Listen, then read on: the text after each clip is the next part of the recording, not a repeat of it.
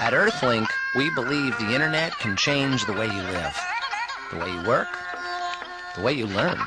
I was at Earthlink for 10 years, and while I was there, Earthlink stock went public.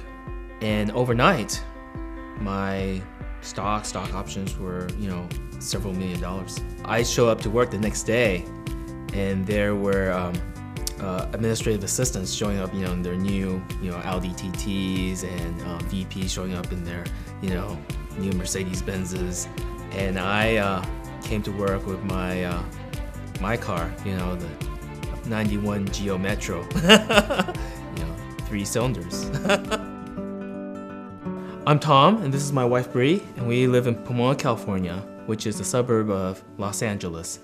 It is the 4th largest city in LA County. It's bigger than Pasadena, but it is also the 2nd poorest city in LA County. So that's a lot of poverty over a large population. When I was in college, Isaiah 58 convicted me of God's love for the poor, and I felt like I didn't understand his heart for the poor, and I wanted to, because I wanted to understand more of God's heart. And so because of that, I moved to Pomona, California, to the inner city, to work with the poor and see how God worked and what his love was like. When we were engaged and decided that we would live at or below the medium household income level for the nation, we looked at our budget, and we realized that one of the first things that was going to get impacted was this honeymoon trip that we had been talking about, this overseas trip. What's amazing is a year later, we get a call from Target, and they said, "Congratulations, you've won our honeymoon giveaway sweepstakes." And they said, "And you registered for a Califon pan," which we still have. Which you still have. And they said that automatically entered you into the Califon Target honeymoon giveaway sweepstakes. What we won was a 7-day, all-expense-paid trip to Tuscany, Italy. It was really amazing. But what I remember from that time was Bree turning to me and saying, "This is God's confirmation that he will take care of us, that he will be generous, and he will give us more than we can imagine." And that's been true. Growing up in the suburbs, I never really got to know many people. I never got to know my neighbors. People drive their cars into their garages and go in their house and come back out through their garages, and I actually never saw anyone. And one day, Bree and I were walking down the street in front of our apartment, and 2 boys stopped us in the street. And they asked us if we knew the Bible. And we said, "Yes, we do." And they said, "Would you teach it to us and our friends?" And we said, "Sure, yeah. Come to our apartment Wednesday at 5 p.m. You know where we live, and we'll teach you the Bible." And so they show up Wednesday, 5 p.m. with half a dozen of their friends. Every week they show up to study the Bible. I've never had that happen to me before in the suburbs, but in a place where there's a lot of darkness, even the kids they feel that there's gotta be something more. There must be something better. And we get to be a part of that light, be part of shining God's light here in this neighborhood. Living in Pomona in the inner city gives us a lot of unique ministry experiences. There was a girl named Jenny who I had known for many years, and we invited her to live with us at the point when her life started to fall apart.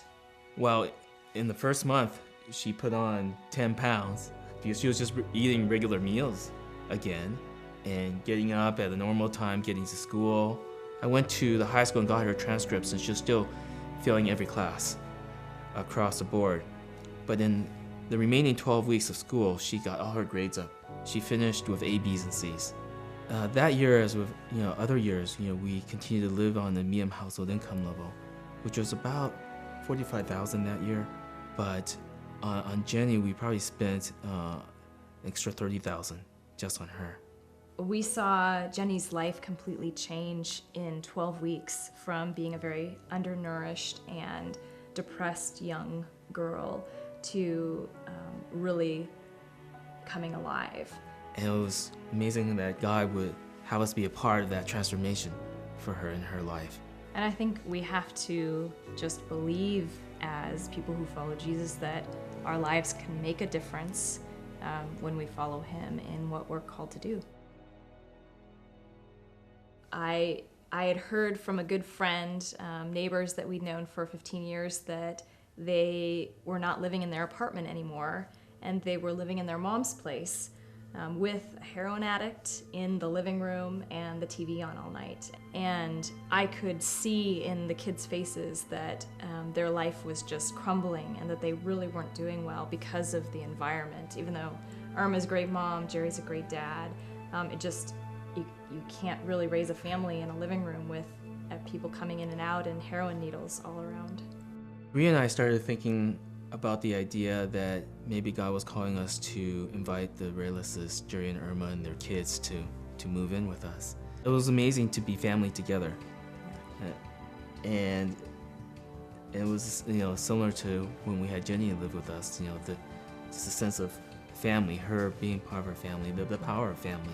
When the Reyleses left, I knew there was emotional challenges for Cadence some of the time, right? Because she did lose some of her space and she did lose some of her toys. And I asked her afterwards, well, what did you learn? It was hard, but if you let it happen, your heart gets bigger and there's more, and there's room for more people, so it's really worth it. People will come to Tom and I sometimes and ask how they live their lives radically or, following Jesus in a similar way we do. And there's the one answer to that is you really have to ask Jesus what he's given you and what he's asking you to give away and what he's asking you to hold on to. So there's no a formula for what kind of life to live. There's only a listening to Jesus and a conviction. And all you have to do is ask how with what God's given you.